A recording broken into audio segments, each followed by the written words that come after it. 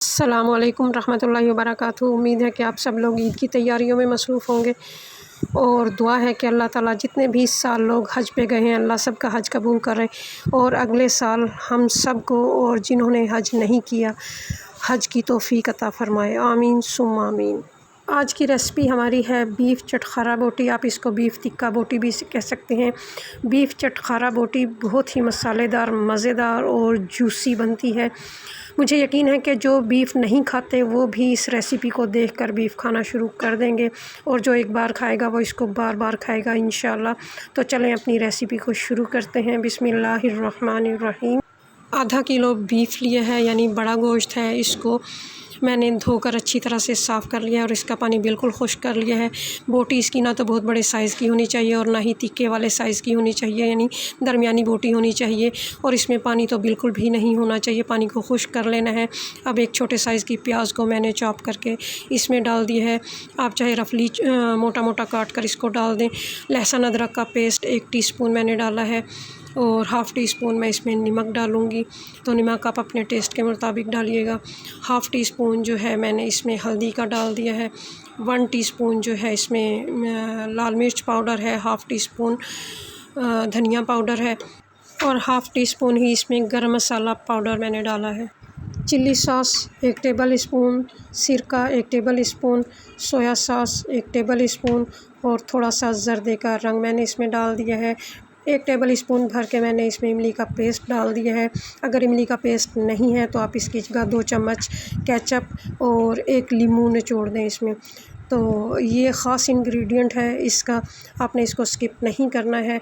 तो आप इसको मिक्स करने के फ़ौरन बाद भी पका सकते हैं, लेकिन मैं इसको 10-15 मिनट का रेस्ट दूँगी। तो मसाले अच्छी तरह से इसमें मिक्स हो चुके हैं। अब इसको मैं 10-15 मिनट के लिए छोड़ दूँगी। तो अब मैं इसको कुकर में गलाऊंगी। अगर आप इसको खुला पकाएंगे तो बहुत ज़्यादा टाइम लेगा और ना ही इतनी गैस होती है और ना ही किसी के पास इतना टाइम होता है। तो कुकर में ये 10-15 मिनट में गल जाएगा बहुत अच्छे तरीके से इंशाअल्लाह। तो सारा गोश्त जो है मैंने कुकर में डाल दिया है और आधा किलो के करीब उसी बाउल में पानी डालकर मैंने कुकर में डाल दिया है ताकि जो मसाला बाउल में लगा रह गया है वो भी पानी के साथ गोश्त में चला जाए और इसको अच्छी तरह से मिक्स कर लिया है। ढकना लगाने के बाद जैसे ही इसका वेट घूमना शुरू हो जाए तो टाइम को नोट कर लेना है। तकरीबन 15 मिनट ये वेट घूमना चाहिए और इसके बाद जब 15 मिनट पूरे हो जाएं तो चूल्हे को बंद कर देना है। इसकी स्टीम को इसके अंदर ही ख़त्म करना है। तो यहाँ पे स्टीम भी इसकी जो है ख़त्म हो चुकी है। तो अब मैं आपको खोल कर दिखाती हूँ। माशाल्लाह देखें गोश्त जो है बिल्कुल गल चुका है।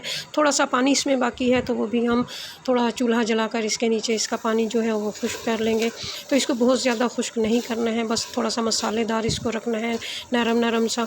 तो पानी इसका जो है वो खुश्क हो चुका है। अब मैं इसको एक बाउल में निकालूँगी ताकि ये ठंडा हो जाए। तो ठंडा होने के बाद इसमें मैं थोड़े से मसाले और मिक्स करूँगी। साबुत ज़ीरा हाफ़ टी स्पून लिए है, कसूरी मेथी को मैंने मसल लिया है, ये भी हाफ़ टी स्पून है, chilli flakes half teaspoon और कुटा हुआ साबुत धनिया जो है ये भी 1 टीस्पून है। तो इन मसालों को इसमें ऐड कर लेना है। अब 2 टीस्पून जो है वो कॉर्नफ्लोर के इसमें डालने हैं। कॉर्नफ्लोर डालना इसमें ज़रूरी है क्योंकि इसी की वजह से ये बाहर से क्रिस्पी बनेगा। तो ये अच्छी तरह से मिक्स कर लिया है मैंने। तो अब मैं इसको फ्राई करूँगी। फ्राई करने के लिए मैंने ऑयल को मीडियम गरम कर लिया था, बहुत ज़्यादा तेज़ गरम नहीं करना है। बहुत ज़्यादा तेज़ गरम में जब आप डालेंगे तो अपने ऊपर छींटे पड़ते हैं और ये बोटियाँ जो हैं वो नीचे चिपक जाती हैं। तो आपने मीडियम ऑयल गरम करना है और उसमें एक एक करके ये बोटी डाल देनी है और जब एक साइड से ये पक जाए तो फिर इसकी साइडों को पलट देना है। सिर्फ 5-6 मिनट ही हमने इसको पकाना है क्योंकि ये गली तो पहले से ही है, सिर्फ हमने इसको कलर देना है। तो लीजिए चटखारा बोटी हमारी फ्राई हो चुकी है। मैंने इसको प्लेट में निकाल लिया है। देखें माशाल्लाह से कितना अच्छा कलर आया है और मसाले भी कितने अच्छे नज़र आ रहे हैं। अब मैं इसको आपको तोड़ के दिखाती हूँ। आप अंदाज़ा कर सकते हैं इसके टूटने से कितनी नरम और कितनी ये जूसी बनी है। तो वैसे मुझे तो बताने की ज़रूरत नहीं है क्योंकि आप सब लोग देख रहे हैं कि कितनी जूसी रेसिपी तैयार हुई है। अगर आपको मेरी वीडियो पसंद आए तो प्लीज़ मेरे चैनल को सब्सक्राइब करें, लाइक करें, फैमिली और फ्रेंड्स में इसको शेयर करें और बेल आइकॉन के बटन को दबा दें ताकि मेरी नई आने वाली वीडियो का नोटिफिकेशन आपको मिलता रहे। और कमेंट करके ज़रूर बताइएगा कि आपकी रेसिपी कैसी बनी और आपको कैसी लगी। चलते चलते आखिरी बात, अच्छा वक्त हमेशा उसी का होता है जो कभी दूसरों का बुरा नहीं सोचते। दुआओं में याद रखिए। फ़ी अमानिल्लाह।